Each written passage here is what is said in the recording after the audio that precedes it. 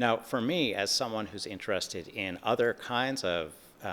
moving image and sound making than feature films, I think one of the problems is that our obsession with dramatic feature films and the kind of failure of the English-Canadian feature film as a kind of whole, as a kind of aggregate thing,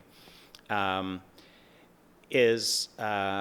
blinding us to the fact that there are all kinds of other movie making that we're not paying any attention to. So that the dominance of the feature film as the thing that is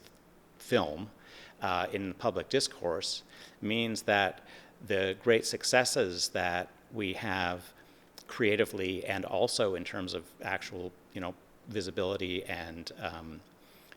success, especially on an international level, in experimental filmmaking, in animation, in documentary filmmaking,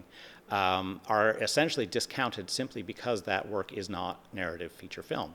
And I think this is a real problem. We may be having a lot of success in filmmaking,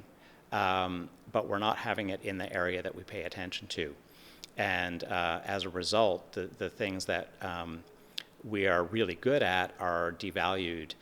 in the culture from which they come. And that's a problem. And I would just use an example of a film like Wavelength by Michael Snow, which was made for a very small amount of money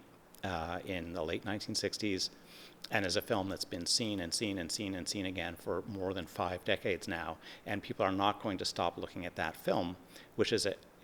very, very experimental film, but which is also a classic of cinema and which affected mainstream movie making in a number of ways as well. So